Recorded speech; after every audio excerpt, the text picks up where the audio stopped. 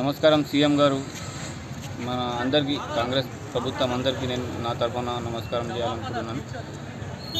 చెప్పాల్సింది ఒకటి ఏంటి సార్ అంటే, మా పుట్ట మీద కొట్టకండి సార్. ఎందుకంటే 8 నెలలైంది మేము ఎట్లా బతుకుతున్నాం అనేది మీరు తెలుసుకుంటలేరు. రెండోది, కనీసం మీరు తెలుసుకునేది ఉండే మా ఆటో వాళ్ళ గురించి. ఎందుకంటే ఏ విధంగా బతుకుతున్నాం అనేది అది కూడా మీరు తెలుసుకోలేకపోతున్నారు సార్. ఎందుకంటే పరిస్థితి ఎట్లా అయిపోయింది ఆటో వాళ్ళది అంటే సార్, పొద్దువాళ్ళ పెడితే అక్కడ చూడండి, ఒక ఆటో పొద్దువాళ్ళ 5కి పెట్టినాం, ఇంతవరకు ఒక మనిషి లేడు. నిర్మల్ పోతే మేము ఇక్కడ నుంచి ఒక 300 పడుతుండే కనీసం మాకు. ఈ రోజులలో ఇప్పుడు మన ప్రభుత్వం, కాంగ్రెస్ ప్రభుత్వం కూర్చున్న తర్వాత, బస్ టికెట్ ఫ్రీ చేసిన తర్వాత ఒక 30 రూపాయలు కూడా వస్తలేదు సార్ నిర్మల్ దాకా పోతే. దుఃఖం వస్తుంది, ఏడవలేకపోతున్నాం. మధ్యాహ్నం పూట ఇంటికి పోతలేము సార్ అన్నం తినడానికి. ఏం తీసుకుపోయినాం, పైసలన్నీ తీసుకోదామని, ఏం తీసుకోదాం ఇంటికి అని అర్థమైతే లేదు సార్. మన ప్రభుత్వం రాకముందు మేము మా ఆటో వాళ్ళమైతే మేము మస్తు మంది బేబీకి పోయి ఒక కనీసం 300 రూపాయలు 200 రూపాయలు వారంకి పిల్లగాళ్ళకి ఖర్చు పెడుతుండే. ఈరోజు ఎటువంటి పరిస్థితి వచ్చేసిందంటే ఒక 50 రూపాయలు ఖర్చు పెట్టలేకపోతున్నాం. పిల్లల దృష్టిలో కూడా బాబు 10 రూపాయలు ఖర్చు పెట్టాలంటే ఇంత బాగా బిగిత పడుతుండు, వెనక ముందు అవుతుండ అని పిల్లలు అనుకుంటారు. ఎందుకంటే ఈరోజు అటువంటి పరిస్థితి వచ్చింది సార్. మేమేం కొరతలేము సార్, మాకు 20,000 ఇవ్వరి, 10,000 ఇవ్వరి, అటువంటి ఏం కొరతలేము. కాకపోతే ఈ బస్ టికెట్ ఫ్రీ అనేది తీసేయండి సార్. మీరు సర్వే చేస్తే ఖచ్చితంగా అవుతుంది సార్. సర్వే చేయండి. మీరు పేదవాళ్ళకు, గరీబ్ వాళ్ళకు, కాళ్ళు చేతులు లేనోళ్ళకు, గుడ్డి వాళ్ళకు, అసలు వాళ్ళకు పెట్టండి. కానీ 1,50,000 1,20,000 జీతం ఉన్న మహిళలకు కూడా మీరు ఫ్రీ టికెట్ పెట్టేస్తే ఎంతవరకు నిజం సార్ ఇది? మీరు చేయండి, చూడండి మీరు ఎక్కడి వరకు నిజం ఇది.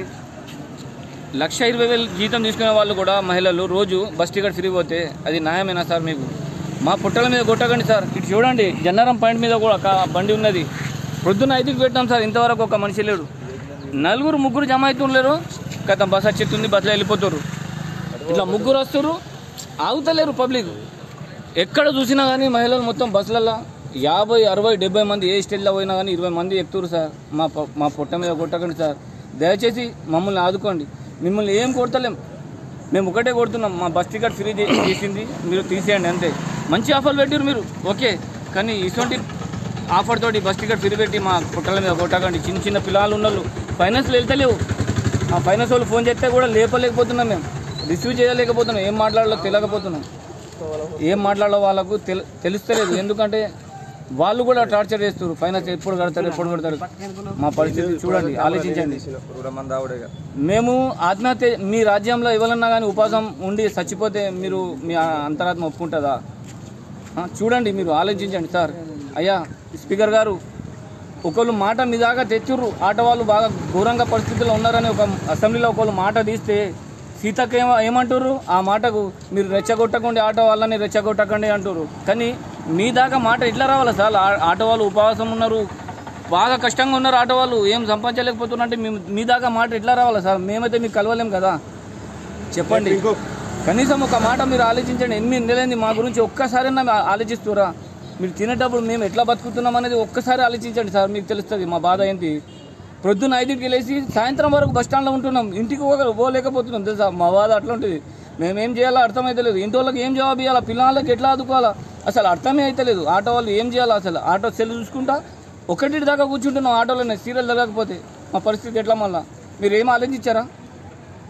మీ గురించి ఎవరన్నా బాధపడితే మీరు అన్నారు కదా సార్, నా రాజ్యంలో, నా దర్బార్లో ఎవరికి అన్యాయం జరగదు, న్యాయం జరుగుతుంది. మరి ఇంతమంది దాదాపుగా 50 లక్షల 40 లక్షల మంది ఉన్నారు మన తెలంగాణలో. 50 లక్షల మంది దాదాపుగా ఉన్నారు కదా, ఇలా అన్యాయం జరుగుతలేదు సార్ మీ వల్ల. మీరు చూడండి, దయచేసి మీకు ఒకటే కోరుతున్నాం సార్, ఈ బస్ టికెట్ ఫ్రీ అనేది తీసేయండి బస్, అంతే. మీకు ఏం కోరుతలేం సార్.